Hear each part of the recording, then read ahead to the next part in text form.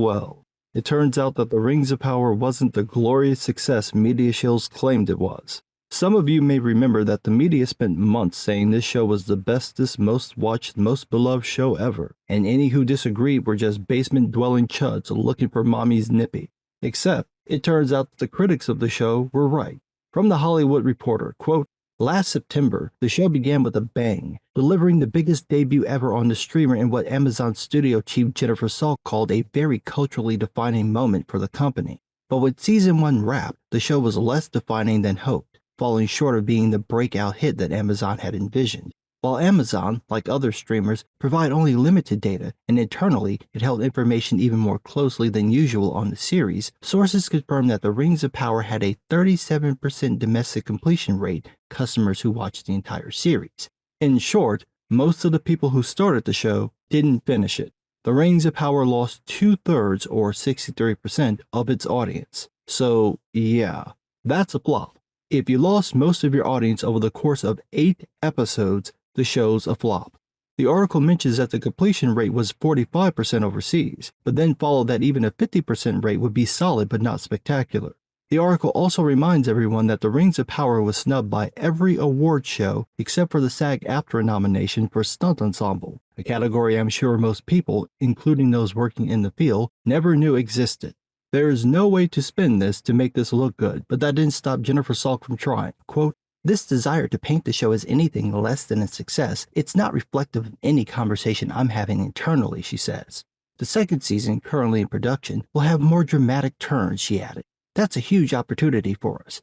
The first season required a lot of setup." No, it didn't. You could have set it up in a 10 to 20 minute prologue and been on your merry way. Instead, you decided to drag it out for most of the season, which cost you most of your audience, which was said at the time.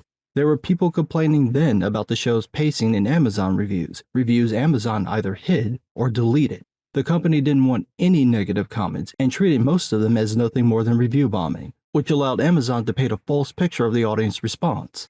It would help if we had exact numbers, but as the article points out, most streaming services don't give up that data, so we have loose estimates at best, although The Hollywood Reporter does mention some reliable data from Nielsen about the ratings. Quote, "Data from Nielsen on minutes watched reveals that when it comes to original shows generally, Amazon has lagged. In 2022, Netflix hoovered up the top 10 spots for original streaming series, with Amazon's The Boys in 11th place, ahead of The Rings of Power at number 15. Using the same measurement, none of the top 15 originals from 2021 came from Amazon. Many current and former Amazon executives, as well as showrunners who have series at the streamer and agents who make deals there, believe that this is no accident. They describe Amazon Studios as a confusing and frustrating place to do business. When it comes to movies, where Amazon's footprint is expanding following the $8.5 billion acquisition of MGM a year ago, a veteran producer says that in recent years, there has been no sense of what the philosophy is. That sounds like an excellent way to run a business. Eventually, something's gotta be a hit, right? The article goes on to say that sources can't figure out what Salk wants to do with Amazon's series, saying that no one knows what kind of storytelling Amazon stands for or how they're failing this badly with, quote, "more money than God." That might have something to do with Amazon's underlying concern, Prime memberships. Like the article says, Amazon is concerned with the hours people spend watching Prime Video because, to them, it means that people are more likely to renew their memberships and shop on Amazon.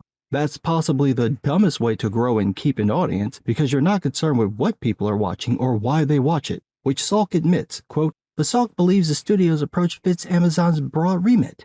I have never been one to say to the creative community, we need 5 action franchise shows and 3 workplace situation comedies. That's the kiss of death," she says. "You don't reverse engineer true creative vision. We are programming for over 250 million households across the entire globe. We would say we have a big, broad audience, and we are looking for content that entertains the 4 quadrants, that is, male and female, under 35 and over 35. Ah, yes, the tried and true method of appealing to everyone, which totally never results in you appealing to no one. I can't think of the last time I read a studio exec say that they shouldn't try to copy successful series and trends. You'd think that anyone working for Amazon would be greedier than a Ferengi and a Hutt love child, but apparently not this bunch. No, they're concerned about true creative vision, which is why many of their top series are adaptations or reboots of novels, comics, TV series, and films. So original. The article details many shows Amazon has in production and the woes they face because of confusing executive decisions. It's lengthy, so I won't go over them. I do want to talk about an issue that they brought up later in the piece, though, about how Amazon decides what to make. From the article, quote, "Another complaint is that head of television Vernon Sanders relies heavily on feedback from focus groups, which tend to favor broad and less inclusive programming.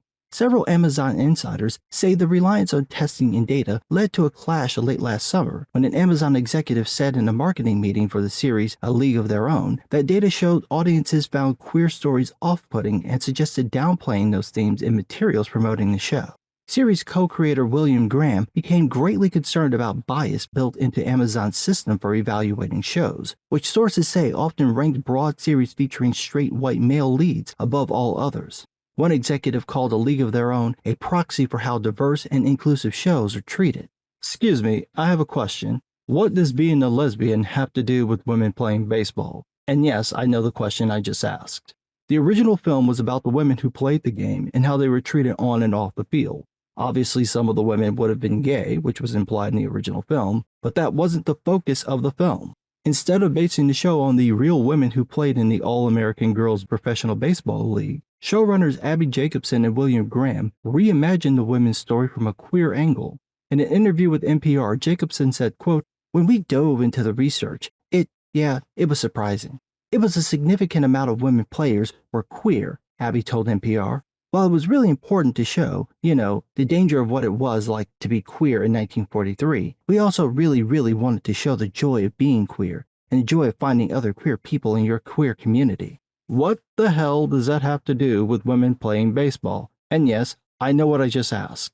You took a story about actual women who faced actual discrimination because they were women, wrote them out of their own story, a story many people know, and then made your new story about fake women all about them being lesbians, and you're surprised it didn't go over with the focus group. This would be like telling RuPaul's life story as a drag queen, but focusing on his business acumen instead.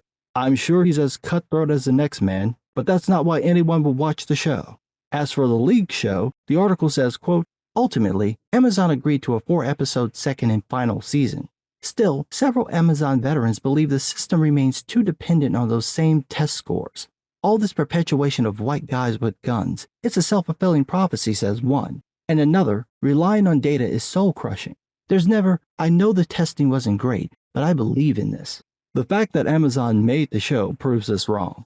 What happened is that it didn't get over with viewers, probably because the novelty of women playing professional sports isn't a novelty anymore but a reality. Also, the film already told this story, apparently better than the show, and the pitch to the public had nothing to do with baseball or the misogyny of the 1940s, but instead representing the queer angle, which had nothing to do with what was happening at the time. It's also made worse by the showrunners literally writing the real women this happened to out of their own story.